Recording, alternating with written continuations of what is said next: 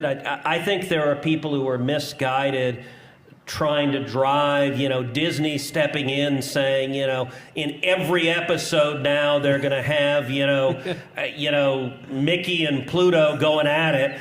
Come on, really? Really? Well, at least Ted Cruz has proven he's naturally talented at something because nobody could fake being that stupid. This is Rebel HQ. I'm Sandee Lovas. Say it with me. Being gay is not a sexual act. Even though I'll be talking mostly about Disney through this video, I'll resist the urge to deliver it with my cartoon voice. The very first Mickey cartoon introduced him to Minnie, and in their second cartoon in 1929, they kissed. At no point have they been in graphic sex scenes together in Disney movies. So why would he think that if Mickey and Pluto got into a relationship, Disney would instantly cut to hardcore action between the two? I will both adore and place a hex on the person who comes up with the audio soundtrack of that scene. Pluto.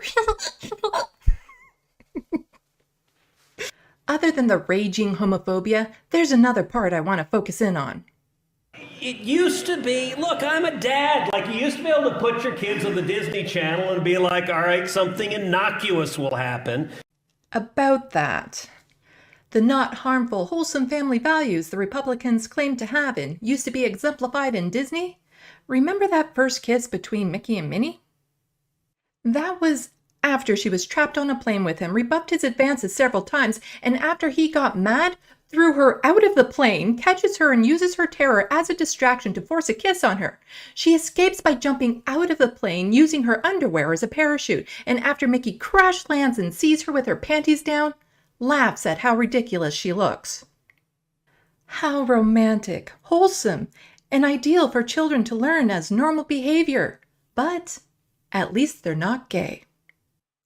I want to focus even more on why Republicans, in particular, feel Disney was ideal family entertainment before all this gay nonsense.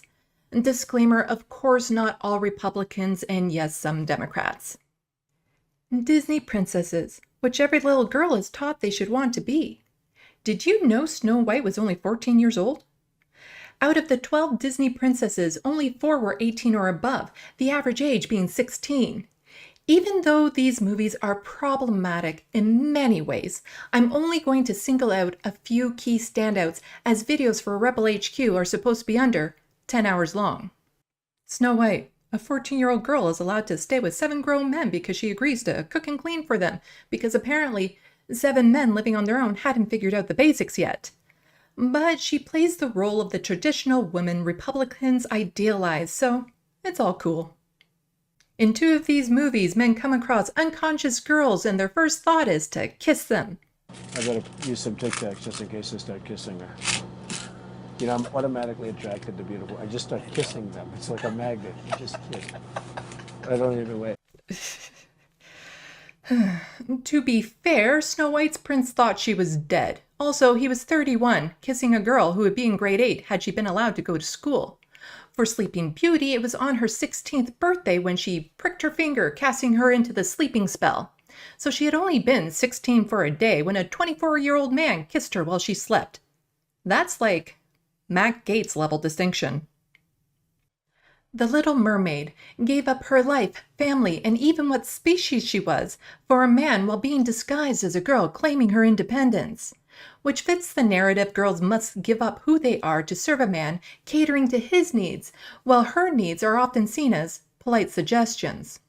As a child, The Little Mermaid and Beauty and the Beast were my favorite of the Disney movies, and they did influence how I saw gender roles, and it did mess me up.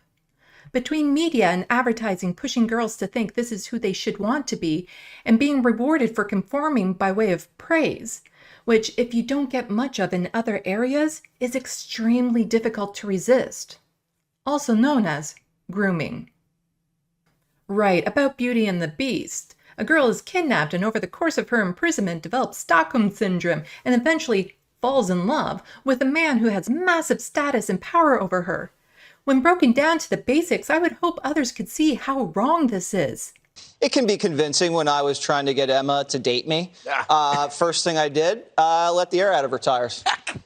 She couldn't go anywhere. She needed a lift. I said, hey, you need a lift? She copped right in the car. Does she know this story? No, she doesn't know the story. Does she watch your show? The Jesse Jr. does. You're basically the Zodiac Killer. It has a happy ending. Yeah, that's a real fairy tale ending. Republicans were fine with these sorts of coercive and abusive storylines because it trained girls to be the traditional submissive wives they want. Now that Disney is wanting to move towards being inclusive, teaching children more about friendships and real independence, it threatens the status of men who have benefited from previous gender roles. Representation matters because it lets children know there are others like them who have succeeded. And let's be honest, this Republican pushback against Disney being more inclusive of queer folks is homophobia and transphobia, plain and simple. They're not trying to hide it anymore. They hate others that aren't like them and want to erase them from society. And with all the laws they're putting into place, it's working. That's why it's so important to have allies in this fight to help raise our voice. I want to take a moment to address people who consider themselves allies to LGBTQ+ folks. We appreciate you, we really do. And when a teachable moment as to how to be a better ally presents itself, it's important for you to listen. I recently made a video about Alabama's Governor Kay Ivey. I looked through the comments, as I tend to do, and I was disappointed by many of them left by people who support LGBTQ+ folks. It does not matter how vile the person is. It does not matter if you think it will get under their skin. It does not matter if there is a kernel of truth to it. Do not use calling someone gay as an insult. Do not use calling someone trans as an insult in any variation. Kay Ivey isn't going to be reading these comments, and even if she did, do you think she would care? They're not going to hurt her. They will hurt gay and trans folks who read these comments and see other people using their identities as insults. Please keep this in mind with future interactions. For more of my stuff, look for me on social media as Left of the Box. Don't forget to hit buttons and leave comments. Thanks for watching. And until next time, get informed, get involved.